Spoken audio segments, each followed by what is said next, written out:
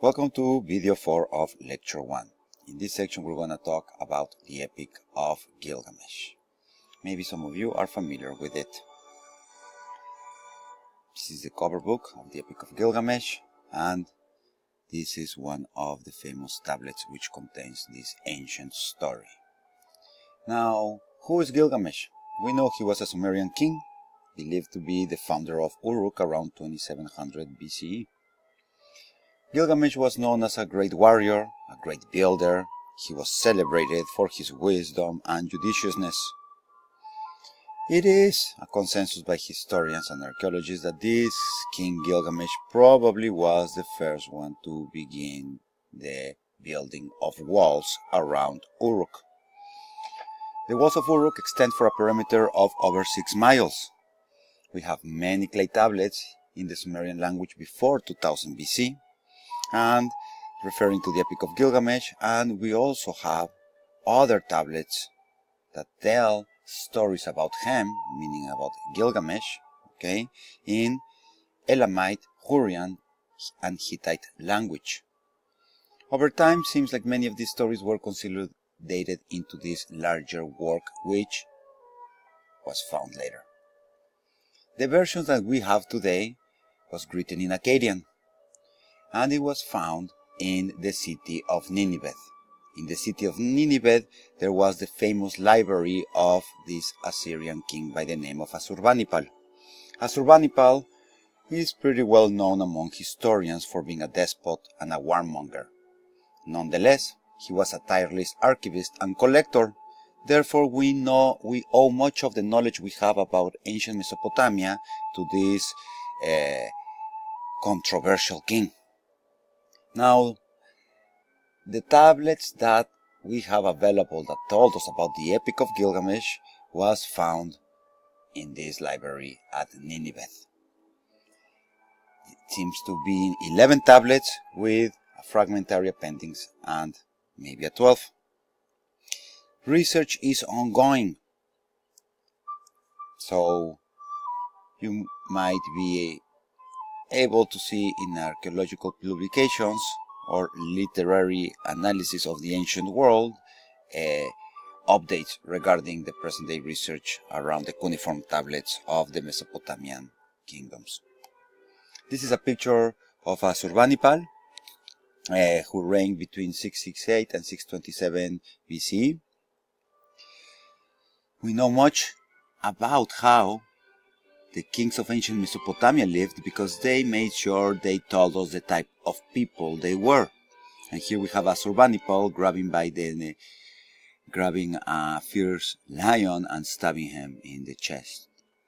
Okay, we're not going to learn much about the Sumerians and their games, their ideas, but this is just an introductory review of the approach we're going to take to the analysis of religion in this class.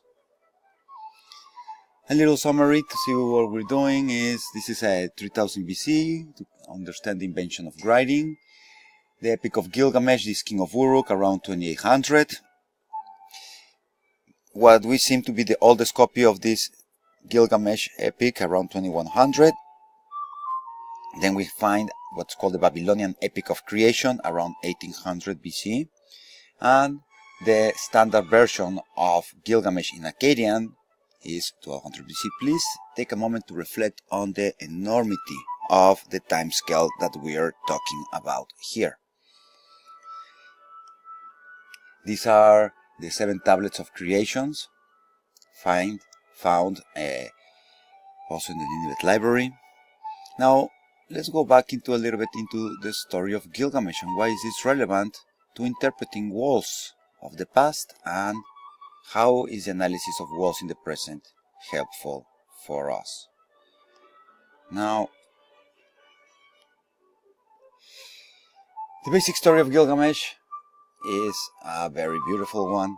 Here you might take a moment to read this slide, and I don't want to be a spoiler, so I'm just going to introduce one of the basic stories of Gilgamesh that I hope captures your imaginations and makes you want to read it yourself.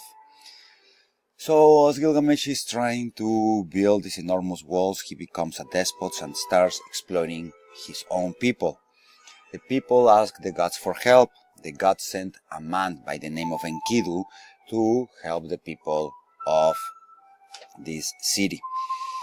But the Enkidu is sent into the forest and begins protecting animals and the forest. So the hunters and the lumberers start complaining to the king Gilgamesh that they can't get the resources from the forest because there's a wild man protecting the animals and the forest. Therefore Gilgamesh uses the biggest weapon at his command and sends the most beautiful woman of the city into the forest to convince Enkidu to come to civilization. Shamat is dropped in the forest, lives with Enkidu for a period of time. Enkidu falls in love with her and follows her into the city. Once in the city, Enkidu hears about these despot kings, so he challenges him into a fight. This epic fight happens in the top of the wall. As they are fighting, Gilgamesh trips, and while he's falling to his death, Enkidu jumps and grabs his arm and saves him. It is in this moment that Gilgamesh, for the first time, feels something. He feels friendship and he feels love. In this moment on, the story of Gilgamesh takes a wild turn, and Gilgamesh turns into the paradigm of a good king.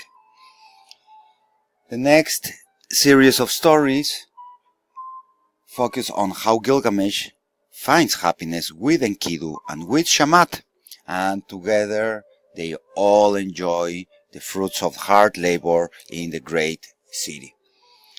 Now, one of the goddesses, seeing that Enkidu and Shamat are together, asks Gilgamesh for marriage. And this is when things go wrong. We reach to the end of video number 4.